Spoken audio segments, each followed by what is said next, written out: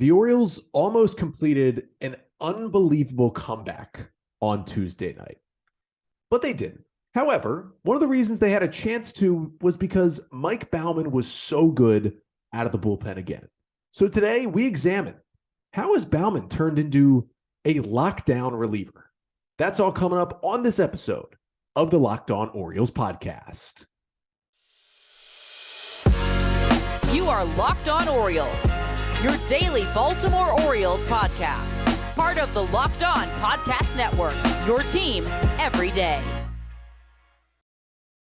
Hey there, Orioles fans. Today is Wednesday, April 26th, 2023, and welcome back into the Locked On Orioles podcast, part of the Locked On Podcast Network, your team every day. As always, I'm your host, Connor Newcomb, and coming up on today's episode, we're going to break down a tough Orioles loss as their 7-game winning streak comes to an end, but they showed a lot of fight, almost with a historic comeback in the 9th inning, which is 5 things you need to know from that one.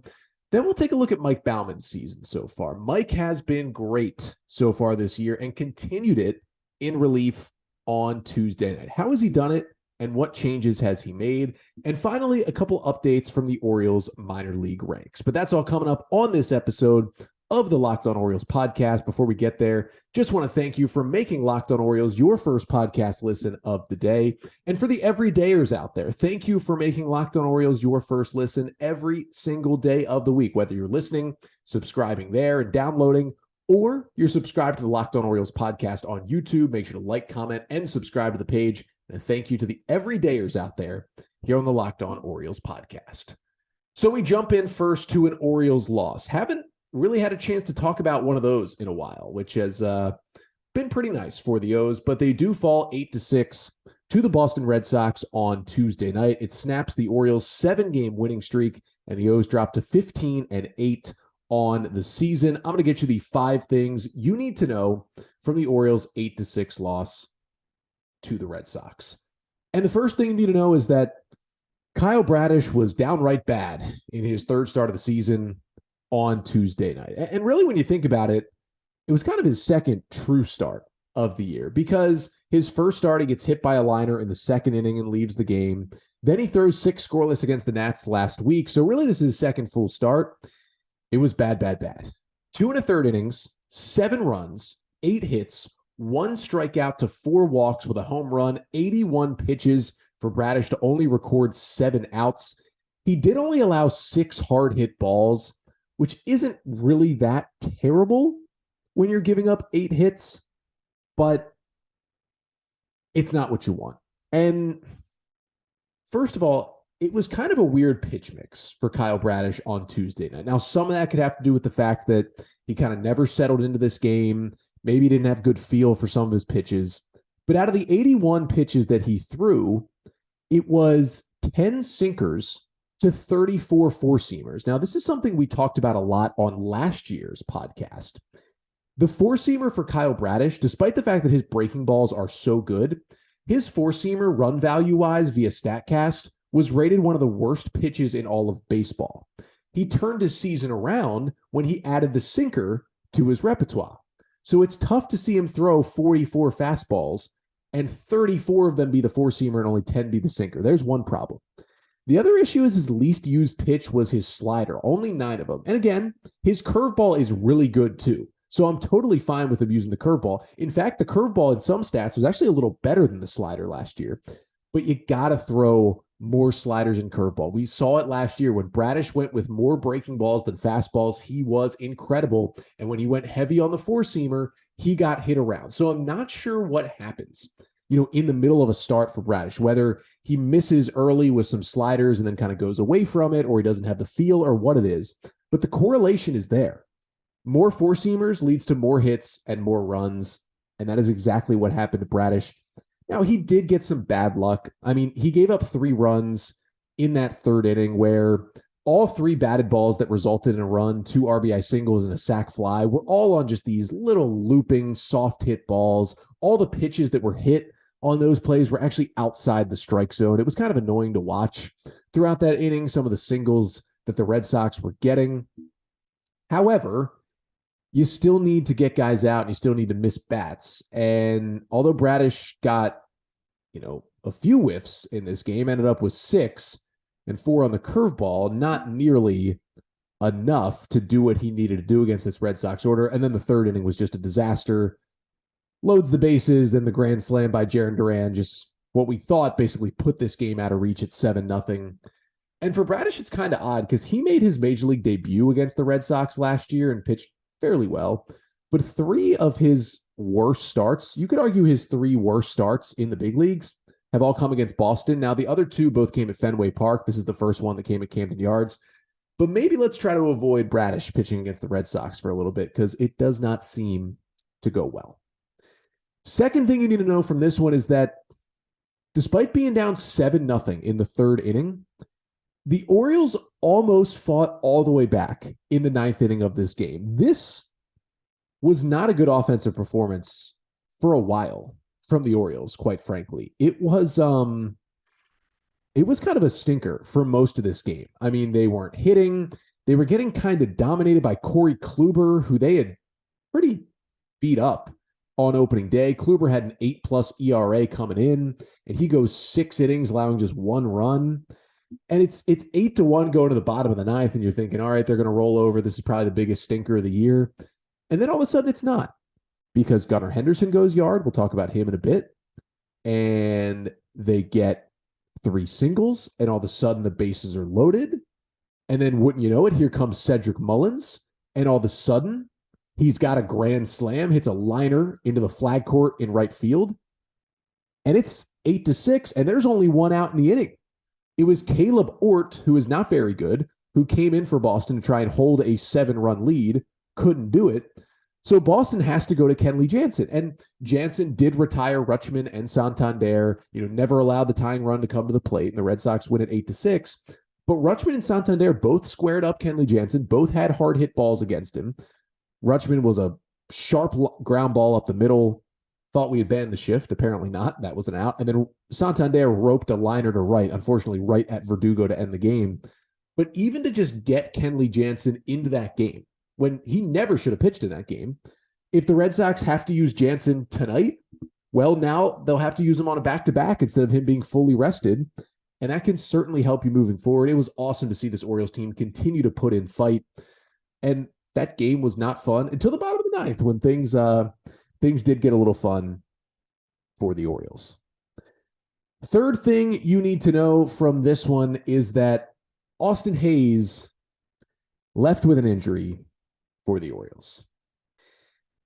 I don't know if it's serious. X-rays were negative. Hays in the 4th inning tried to square to bunt and took the pitch basically off the handle of the bat. Turns out it may have hit him flush on the fingers.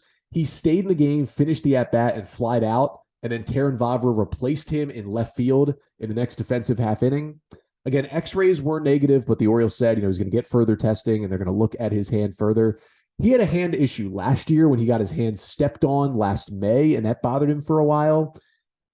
Yeah, it's not really his fault, this injury once again. But again, trying to bunt down 7-0. I get you want base runners, but, not perfect form if you're getting hit on the fingers.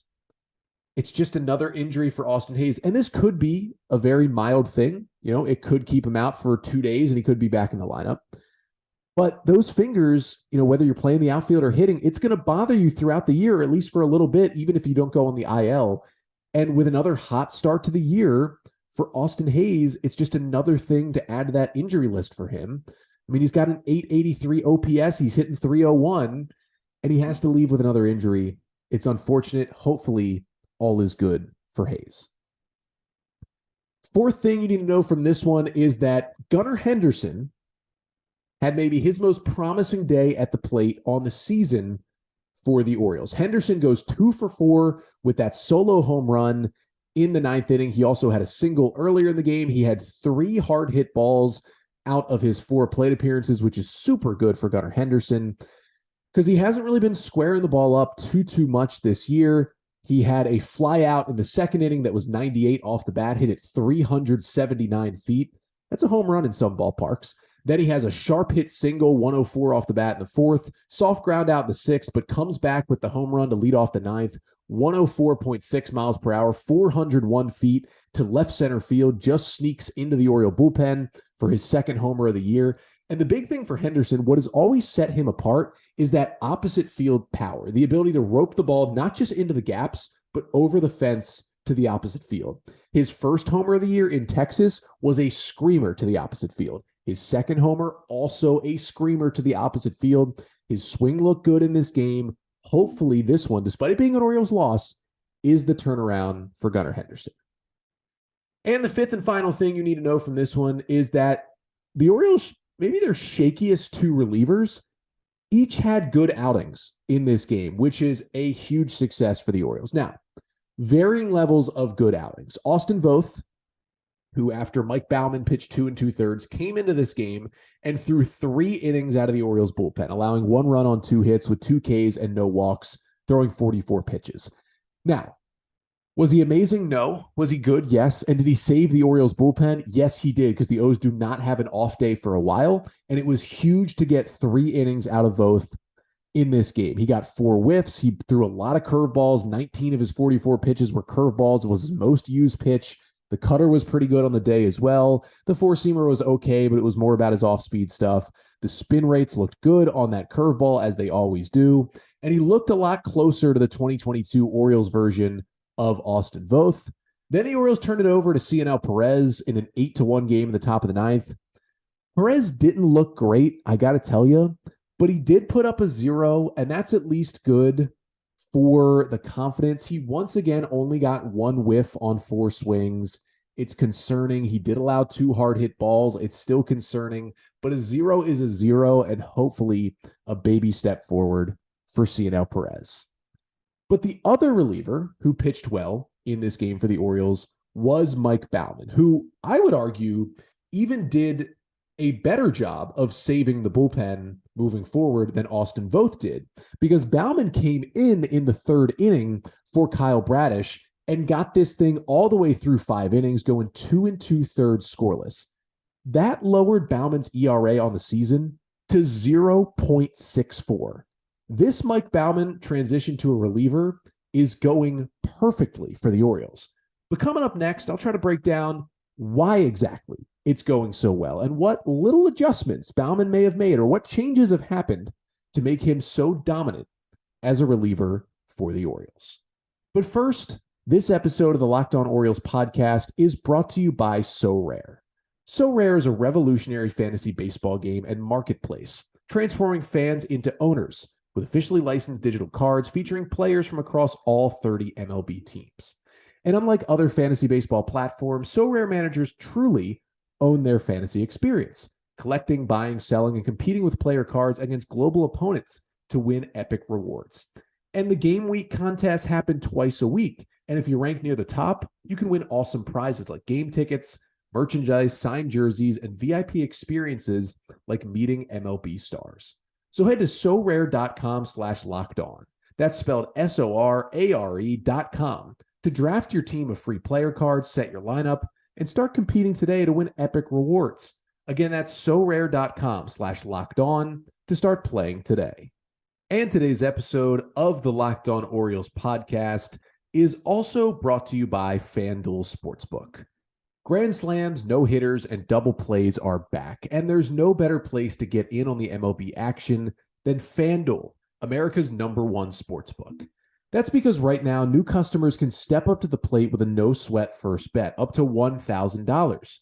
Just go to FanDuel.com/lockedon to sign up, place your first bet, and get up to $1,000 back in bonus bets if you don't win. Now, Orioles and Red Sox coming up tonight. There's usually a lot of runs scored between these two teams, so you might think about betting the over, but I would actually take the under in this game because Tyler Wells is going to the mound for the Orioles, and he's been good lately, and he can pitch deep into games, and I think he can keep this Red Sox lineup off balance.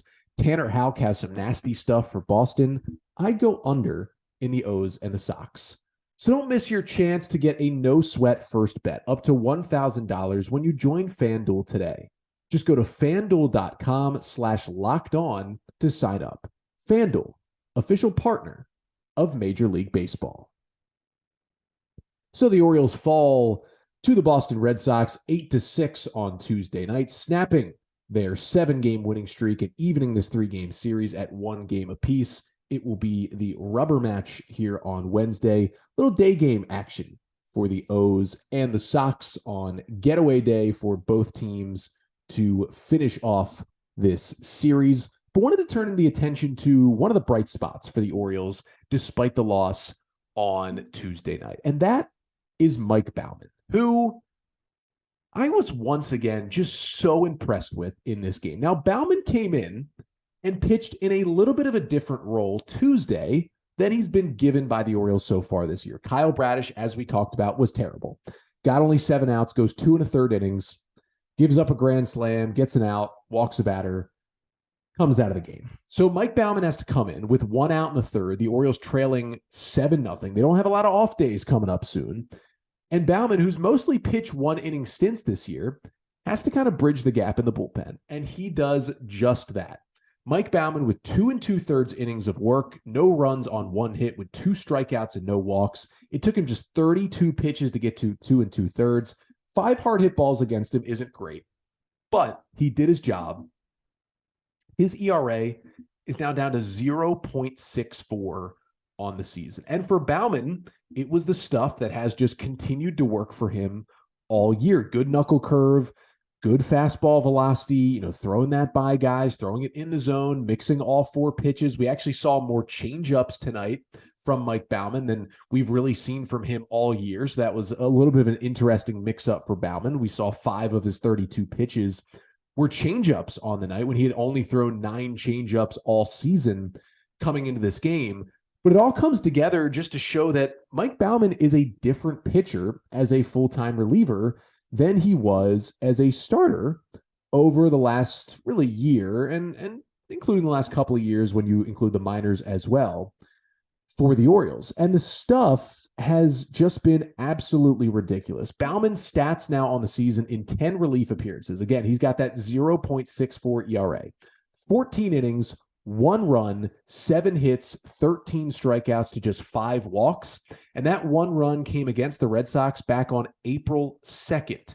Since then, Baumann has 8 consecutive scoreless appearances. That is pretty good. That spans 11 1/3 innings scoreless consecutively for Mike Baumann. So the question is, how is he doing it? Because he had his moments as a starter and as a long reliever last season for the Orioles, but he never quite put it together. I mean, last season, 34 1/3 innings in the big leagues, 4.72 ERA, 43 hits, 23 strikeouts to 9 walks. It was a 1.5 whip. That was a 0.86 whip. What is the difference? Well, it's kind of simple.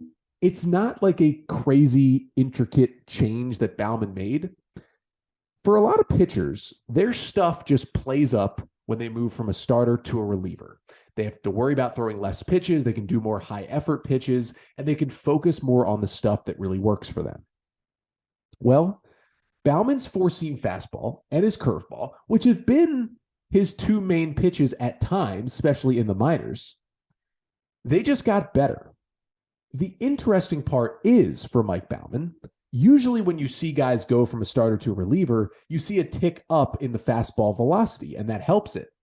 That hasn't been the case for Baumann. In fact, we've seen a small decrease in his fastball velocity, averaging 95.8 on the 4-seamer last year, averaging 95.6 on the 4-seamer this year. But the difference is the quality of the pitch. The spin rate's a little higher. He's got a little more vertical movement on that pitch this year, which basically means he gets that kind of quote unquote rise on his fastball. It just drops less. And when you throw it from over the top, it seems like it rises to batters, especially when you throw it up in the zone. And that's what he's doing. If you look at the charts for Mike Baumann, for when he's throwing his fastball with 2 strikes, basically every single one is at the top or above the top of the zone. And he's getting a lot more swings and misses on that pitch when he throws it up there. His whiff rate went from 14 to 22% on that pitch this year, and he's getting guys to chase it up and out of the zone as well. Chase rate up from 31 to 39% on Baumann's four-seam fastball. That is good. That is how you know it is playing a little better this year. Now, it still hasn't exactly been his strikeout pitch. Only 3 of his strikeouts this year so far have come off that four-seam fastball. However, he's still getting swings and misses in other counts, and he's getting more called strikes than ever before with the four-seamer.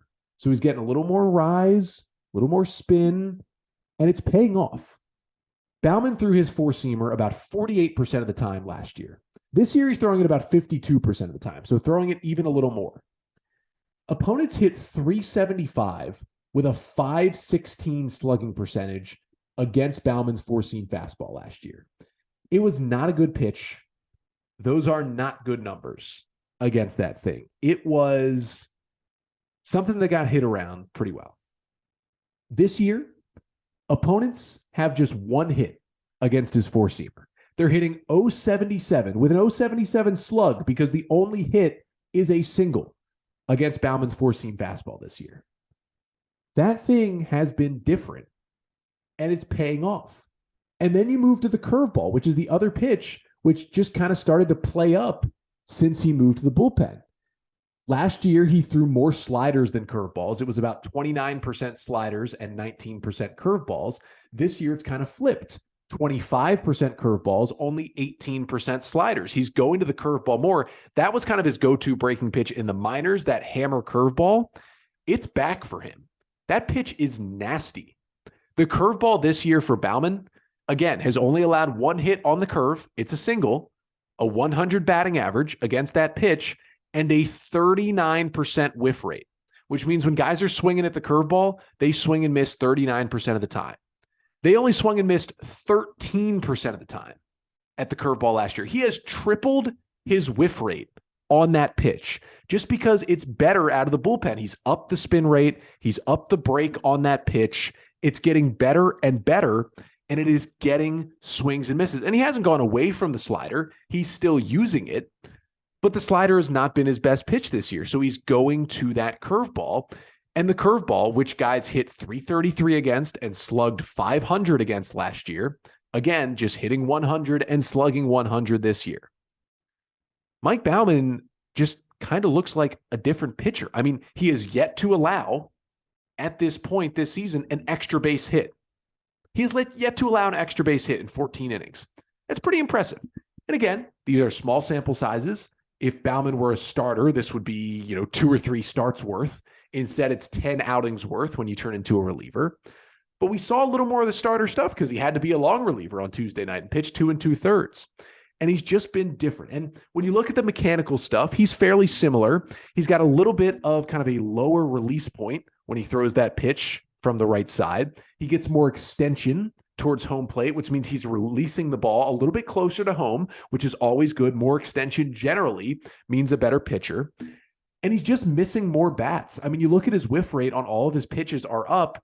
He wasn't really getting enough swings and misses last year. Now he is getting them. He's throwing more quality pitches in the zone. I mentioned he's not throwing the changeup as much, although he did bring it back a little bit on Tuesday night. So it's still in his repertoire. And he's just kind of got an attack plan. It's when he gets to 2 strikes and he's throwing more strikes to get to 2 strikes, fastball up, curveball down. It's simple, but it's been effective for Mike Baumann. And as he pitches more, we'll get to dive more and more into the data to get more and more answers about why he's been good. But right now, he's going to make a decision for the Orioles bullpen when Dillon Tate and Michael Givens come back. He's going to make a decision very, very difficult because he is pitching extremely well. He can still give you length. You cannot send Mike Baumann back to the minors right now. But of course, somebody's got to go down when Dillon Tate comes back. And Tate took his first step in coming back to the big leagues with his first rehab outing on Tuesday night. We'll talk about how that went, plus some other highlights from the Orioles minor leagues on Tuesday. That's coming up after this. But first, this episode of the Locked On Orioles podcast is also brought to you by Ultimate Baseball GM. One of the coolest games I've played on my phone in a very long time. Right in your pocket. Pull out the game. It's free to download. You can play it offline, play on the go. Doesn't drain your battery, and you basically get to be a major league GM. And you get to learn It's a very hard job. You can go in there, you manage your staff, your finances, hiring coaches, scouting, drafting players, managing personalities and injuries, navigating through free agency and the trade deadline and the draft. You do it all. And it's a challenging and realistic game world. This is a great game to play on the go. And you can compete with your friends, compete with other Orioles fans. I'm competing right now with other Locked On MLB hosts. It's not going well for me. But Locked On Orioles listeners can get a 100% free boost to their franchise when using the promo code Locked On in the game store. So just make sure to check it out. To download the game, just visit probaseballgm.com. Scan the code right here or look it up on the app stores. That's probaseballgm.com. Ultimate Baseball GM. Start your dynasty today.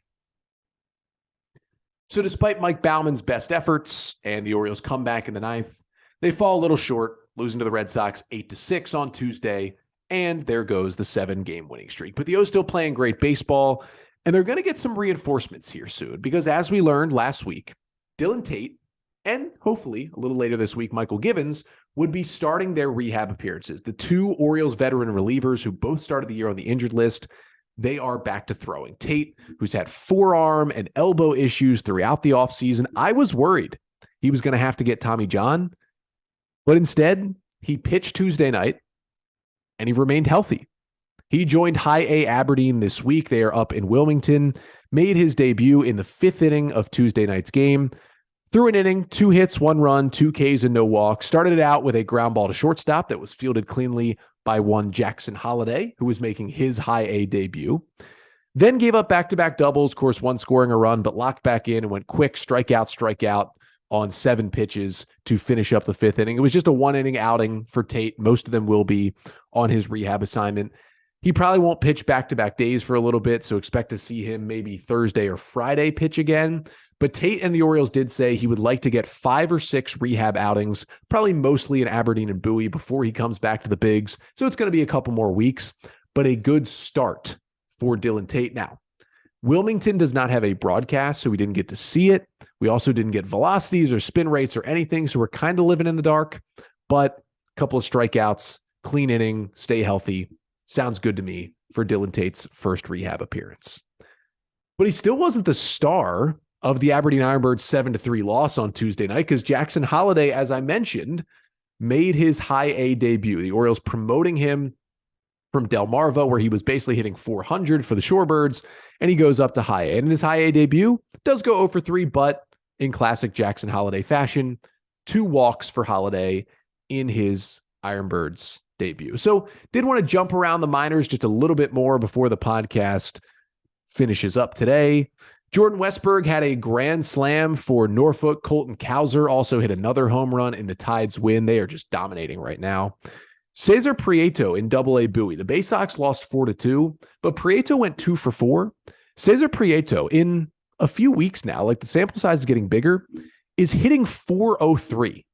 This is the kind of stuff Cesar Prieto did when he was playing professionally in Cuba. High average, not a lot of power, but no walks, no strikeouts, just putting the ball in play and hitting almost 400. That's fun to see. And then Samuel Basayo in the Shorebirds 5-0 loss on Tuesday. Didn't do a lot offensively, but the 18-year-old catcher threw out 2 different base runners at second base, which was awesome to see. Great piece in the Baltimore Banner this week from John Mioli about Samuel Basayo and how he could really shoot up the Orioles system this year. He is a fun prospect to watch. And I think Basayo could be the first international signing by Mike Elias to have an impact at the major league level, a significant impact, a couple years down the line. But that'll do it for today's episode. Thank you so much for tuning in. Orioles and Red Sox one more time. They do it this afternoon, a 1:05 p.m. Eastern time start between the O's and the Sox. Tanner Houck, the kind of sidewinding righty, goes for Boston. He's got a 4.29 ERA on the season so far. Houck in his last start for the Red Sox was solid. He's kind of been solid throughout the year this year. Nothing amazing, nothing terrible, but 7 innings, 3 runs. That's a pretty good start against the Twins for Tanner Houck. The Orioles have seen him before. He's got some nasty stuff. They got to him a little bit, though, in that 3rd game of the year back on April 2nd. He went 5 innings, 3 runs, 5 hits, 2 homers, 5 Ks, and a walk against Baltimore. He will face off with Tyler Wells, who was dominant in his last start for the Orioles, a career-high 7 scoreless innings for Wells his last time out against Detroit. It'll be his first outing against Boston this year, as the Orioles will go for the series win. And I'll be back with you here tomorrow, recapping Game 3 of the series and getting you ready for a 4-game set between the Orioles and the Tigers once again, this time in Detroit, that starts on Thursday. No podcast this week on Friday. I'm actually headed out of town for a bit, so no podcast Friday. So you'll get your Thursday episode, then you'll get a Monday episode recapping the entire 4-game series between the Orioles and the Tigers. But again, I am back tomorrow. Until then, I'm Connor Newcomb, and this has been the Locked On Orioles podcast, part of the Locked On Podcast Network. Your team every day.